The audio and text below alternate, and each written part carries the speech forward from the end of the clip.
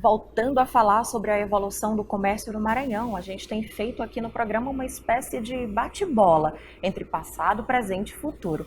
Arthur, nós recebemos uma contribuição muito valiosa da historiadora Regina Faria. Ela nos apresentou uma informação que muita gente ainda desconhece. Veja só.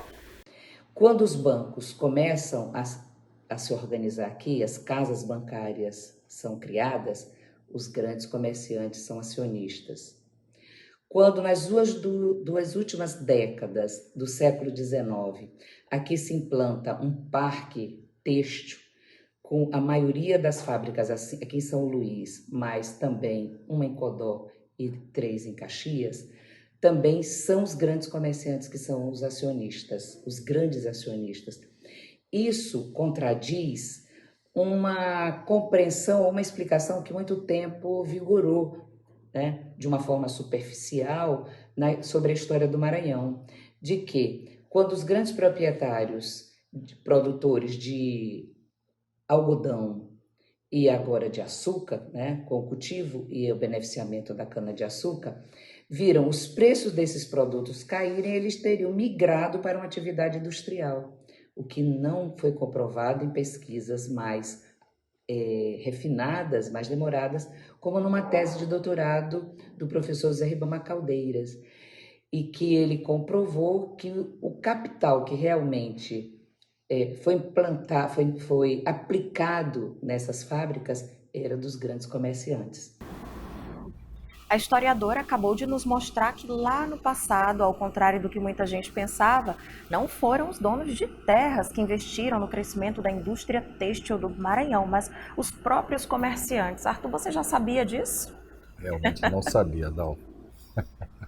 Essa informação da pesquisa que a professora mencionou confirma que o comércio sempre foi o eixo da economia maranhense. Então nós voltamos aqui a falar com o nosso convidado, o Cristiano Barroso Fernandes, presidente da Associação Comercial do Maranhão, e o Fábio Henrique, presidente da Associação dos Jovens Empresários do Maranhão. Aí eu pergunto aqui para o jovem, né, de alguma forma, esse protagonismo do comércio ele começou a deixar de ser tão relevante a partir da década de 70 do século passado, quando as grandes indústrias vieram se instalar no Maranhão, né, as indústrias transformadoras, aí entra a indústria mineral, e isso tende a voltar de alguma forma até a força do passado, Fábio, né? O comércio, a classe empresarial está em torno do comércio e ser essa mola direcionadora, como o Cristiano estava falando há pouco, assim, olha, nós estamos pensando no Maranhão do futuro. Como é que você vê isso? A mola propulsora para o avanço do nosso Maranhão sempre foi o associativismo e o cooperativismo. Como bem Cristiano falou, quando as grandes farmácias começaram a vir para o nosso estado, as pequenas começaram a se unir, começaram a ter, de fato, uma igualdade em relação a ter das oportunidades. Serem competitivas, né? Ser bem competitiva. E aí, se a gente imaginar, o grande problema, às vezes, do empresário é pensar que ele, dentro do seu negócio, ele vai conseguir, às vezes, ter sucesso. E, às vezes, numa reunião com outro empresário de outro segmento, a gente começa a ter alguns insights. Então, que a gente possa ser mais unido enquanto entidade, possa ser mais unido entre classe empresarial, para que juntos possamos entender quais são as oportunidades que estão por vir. E às vezes não querer pensar em sozinho, querer reinventar a roda. Pensar que eu tive uma grande ideia, porque tenha certeza, alguém já teve essa ideia e já está muito à frente a você. Então o desafio agora, então, acho que seria a união dos empresários, voltar a realmente ter essa força de associativa, de compartilhamento de ideias. Aí a gente até, conversando aqui, abrindo um pouco dos bastidores do Negócios na Pauta, na hora que a gente estava dialogando sobre como fazer esse bate-papo com vocês, o Arthur comentou a respeito de um sentimento que era muito presente entre os empresários no passado, eu não sei se no presente, mas aquela coisa de ver o sucesso do outro e meio que, sei lá, não ficar tão feliz. Arthur, isso você percebia com alguma frequência? Queria saber de vocês, o que vocês têm percebido? Eu acho que era um pouco cultural, né? Exato, cultural, comportamento. Comportamental, isso é né? Puramente comportamental, gente, nada científico aqui, só observação mesmo. Não mudou muito. Não? Ai, que decepção. Não mudou muito. Na verdade, o empresário ele ainda é muito individualista. E o papel das entidades de classe é justamente trazer esse trabalho mais para o associativismo, né? Você vê, quando você fala que grupos de farmácias se juntaram e montaram uma rede, não foi fácil. Porque o Foi empresário iniciativa própria ou foi as associações que foi a buscaram? associação em parceria com o Sebrae, que Que buscamos. legal.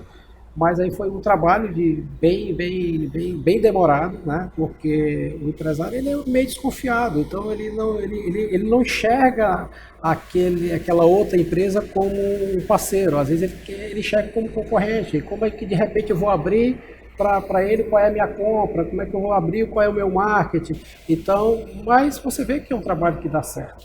Então, quando você fala a questão do comércio, eu acho que se a gente conseguir continuar com essas ações, porque você tem quantitativamente quem movimenta a economia do nosso país ainda é o comércio, principalmente os pequenos negócios, e um dos que mais empregam, né?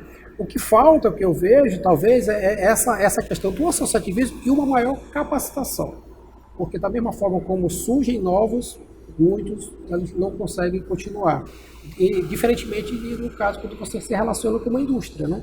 A indústria é algo bem mais estruturado, então se você faz essa analogia com o comércio, se a gente focar nesse desenvolvimento empresarial destes pequenos, a tendência é que realmente o comércio ele volte a ser o que era no passado. Agora, a gente estava falando da pandemia, a pandemia acabou, de alguma forma, jogando muita gente como pequeno empresário, como microempresário, empresário individual.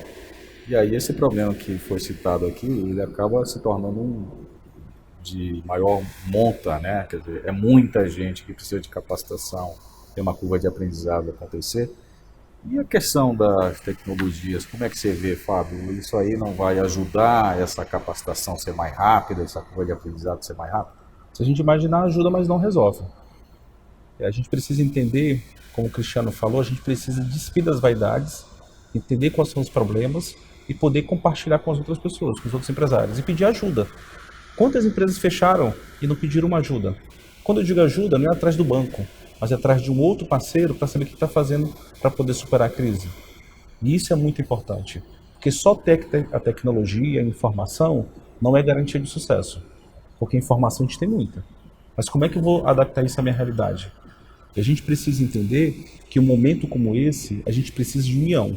E quando a gente fala de união, é justamente, às vezes, o meu cliente final é o mesmo de um outro parceiro de outro segmento. Será que a gente não pode trabalhar junto para chegar ao mesmo cliente? Às vezes até do mesmo segmento, Fábio. Nós tivemos um depoimento aqui da empresária dona da Carolices, a Carol, que na época da pandemia forte mesmo, ela cedeu o marketplace dela para usar outros pequenos negócios, pudesse usar, fazer o delivery e anunciar. Quer dizer, ela não precisava fazer aquilo. Ela se sentiu responsável por isso. E às vezes até mesmo ramo de alimentação. Né? E o que ela perdeu com isso? Nada. E justamente começou a validar a ferramenta dela. Sim. E se a gente perceber, num momento desse complicado, a gente precisa entender que ninguém já nasce grande. Todo mundo nasce com muita dificuldade pequena. Aqueles que passam dos 3 anos sabáticos já são outras dificuldades. Como o Cristiano falou, muitas empresas, a mortalidade chega até os 3 anos. Mas por quê? Só querer ter a vocação hoje não basta. Tem que ter um entendimento como um todo do seu negócio para que você possa sobreviver. E quando se fala em relação da parte dos custos operacionais, em rever esses custos, é um dos principais. E entender o mercado local. O empresário ele tem que entender que ele tem que sair desse imediatismo. Na maioria das vezes, infelizmente, ele não busca a capacitação, mas quer ter um resultado imediato. Você vê agora como transformar seu negócio no meio digital. Gente, tem que buscar ajuda. Nós agora mesmo nós estamos com uma turma gratuita para 15 empresas de transformação digital. É uma capacitação de 4 meses que vai botar um pequeno negócio dentro da linguagem digital. Então, você está falando da comunicação para vendas ou mesmo do e-commerce? Tudo? Na verdade, envolve tudo. Envolve a comunicação, envolve o e-commerce, envolve o delivery. Ele é um conjunto. Vai depender de cada realidade. Esse curso que a gente está fazendo, que é o Inova ACM, inclusive a aula inaugural já vai ser essa semana, ele vai trabalhar tudo isso. E primeiro você trabalha todas as empresas junto para entender a questão conceitual, depois você vai em cada empresa fazer uma consultoria personalizada. E o produto final é o quê? É a sua empresa dentro do modelo digital. Que isso vai dar uma maior